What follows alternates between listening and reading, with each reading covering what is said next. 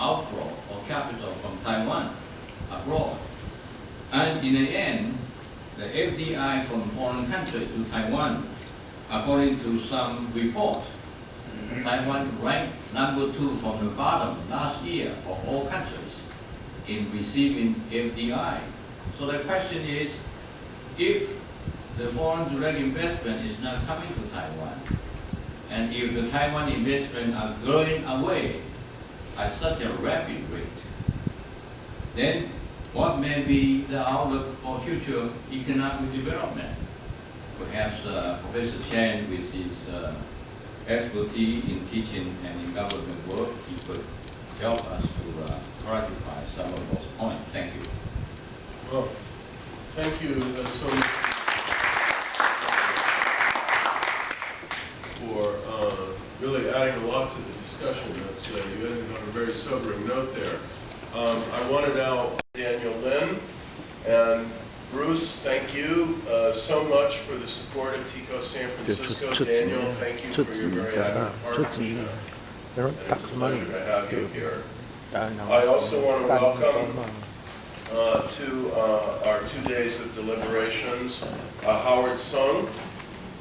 Howard is the section chief of the Bureau of Foreign Trade in the Ministry of Economic Affairs.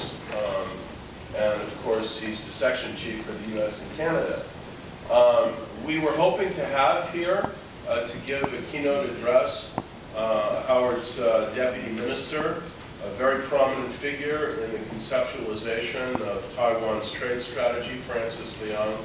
But alas, late at the end of the day, he had a health problem that he had to attend to. But I know he was very engaged with this meeting and is sufficiently eager to know its analysis and outcomes that he sent one of his very treasured associates here to be with us. So I thank all our colleagues from Taiwan for their personal support and interest in our program. I also want to thank the roughly 24 scholars and policy specialists who joined us for this conference. You bring an extraordinary wealth and diversity of scholarly and policy expertise.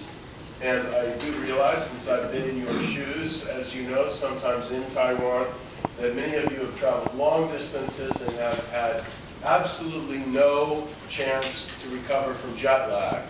So we're going to try and make these 2 days very exciting so that we can keep you awake. We greatly appreciate your coming and participating. We look forward to your remarks. That was held in Taiwan that IMPR hosted in the mid-1990s. Dr. Tien has been for, I think, at least 20 years now, well, for most of that period, president and now chairman of the board as well of the Institute for National Policy Research, which remains one of the most important policy analysis and international affairs think tanks in Taiwan. I think many of you know that he was also foreign minister of Taiwan in the early years of the Chen Shui-bian administration, and then was Taiwan's representative to the United Kingdom, and has also been a presidential advisor to former President Lee Teng-hui.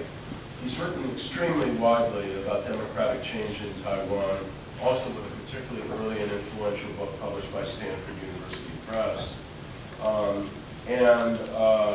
I think you also know, but if you don't, I hope it will at least seep into our conversation as much as you can allow him that he is very, very widely respected. With all kinds of methods of communication, witness President Ma's face and voice appearing in this room without his actually having to show up in person. But showing up really clearly does matter. And so I suppose in this regard, there is a question as to whether a pivot, insofar as it involves new attention to regional arrangements, multilateral regional arrangements, constitutes an opportunity for Taiwan, insofar as the United States would encourage the integration of Taiwan into either the TPP or possibly RCEP as well, or not. And I think we should at least discuss that in the conversation. Now, briefly, what I plan to do, having scratched out and deleted various things that I would have done if any and others have not already done them, is to make a few brief remarks of a general, I don't want to say epistemological. That's a little too fancy. I am an academic after all, so I forgive sort of jargon more than I should. But the approach one makes to regionalism, I think, is a couple of points just worth keeping in mind. There is in the background a debate that many veered away from for lack of time, and I'm not trying to plunge us into this debate, which will probably then chew up the remaining day and a half. But I do remember the debate between Ann Kruger and Fred Bergson, including in this building, many years ago at the time when Fred was backing APEC. And Fred's argument was APEC is WTO plus. We're going to be the vanguard. We're going to have an arrangement for the Asia Pacific that is so superior to the arrangement within WTO that we will pull world trade in our direction. And Ann Kruger said, "You're nuts. What have you been smoking?" That's absurd, because what you'll do instead is create not building blocks, but fortresses that will inhibit the transition to global trade. I'm not an economist, so I don't have an intellectual dog in this race, so to speak, and I can't really answer that question. But it does seem to me to remain a very important question insofar as the tacit assumption here is that Doha is dead. Forget Doha, bury it, and move on to something less than global. And what are the synergies between what's left of the Doha realm on the one hand and the alphabet soup, the regional alphabet soup, the acronyms that we are talking about today? Let us also not exaggerate the effectiveness or the consequences in behavior that trade agreements can have. I mean, clearly the major push toward freer trade is far more attributable to unilateral liberalization than to the willingness of countries to follow the letters of the laws of paragraph after paragraph of trade negotiation text. I think that's important to keep in mind. It's also important to keep in mind, take the case of Southeast Asia, where presumably by the 31st of December, as targeted, I believe it when I see it, the ASEAN Economic Community, by the 31st of December 2015, will be announced. And then the question is, how many business people will actually go to the trouble of wending their way through the details of that agreement to take advantage of its offerings? I think they make a very, very pragmatic calculation. That is the cost, the transaction costs. Take the ruse, right? The ruse are really complex in terms of trying to fill out this form and that form and get this and that agreement. Frankly, ASEAN is simply not a single market, and it will not be a single market on the 31st of December in 2015. Investors who go into Southeast Asia treat it as a single country, this country, that country, and that country. And therefore, I think we ought to be careful about not exaggerating the consequences of a quote-unquote successful negotiation, which may be more successful in terms of the completion of the conversation and the existence of a text than in terms of actually boosting economic activity, as it were, on the ground or across the wire. And I also think it may be helpful to classify trade agreements or trade arrangements, because many, and I too tend to blur the two a little bit. One needs to be fairly careful about that. But let's call them trade arrangements. And consider a spectrum of trade arrangements between one which, this is an awkward term, but I think it makes sense, one which might be called sovereigntist at one end, and at the other end of that spectrum, one that could be called intrusivist. Again, sorry about the jargon. Sovereigntist and intrusive. A sovereigntist trade pact intrudes minimally on the national autonomy of participating countries. The idea is to aggregate the trade patterns of the participating countries and to adjust these only minimally to reduce redundancy, reduce incongruity. And such pacts tend to affect goods more than services, to bypass, because that's easier, to bypass politically controversial sectors such as agriculture and to focus on tariffs more than on non-tariff barriers, again, because it's easier. We're talking about lower hanging fruit. Provisions for enforcement tend to be minimal, and RCEP is a sovereigntist arrangement. It illustrates the ASEAN way of consensus. An intrusivist trade pact lies at the opposite intrusive end of the spectrum. The idea is to link trade to domestic economic reform and provisions regarding sensitive issues and sectors, including NTBs, intellectual property rights, labor rights, provisions for environmental protection, and so on. Enforcement likely to be specified. Yes, to various degrees with various consequences, but at least it's in the agreement. The TPP is an intrusivist arrangement. It illustrates, if you will, the Euro-American way of codification, not just consensus, but codification.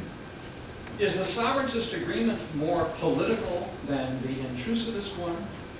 Not necessarily. They are both political in different ways. The first may respect the political autonomy of the participants, but the second is deeply political in that it requires domestic political reform. It's also important to keep in mind that every trade negotiation is a two-level game. Some of you may be familiar with that literature in political science. It's a two-level game in the sense that the negotiators are facing each other across international space, but they are also facing their domestic constituencies and circumstances. And what results from this process is very much in reference to both of those counterparts, both of those audiences. Now, I was going to recap the history. Benny has done much of that.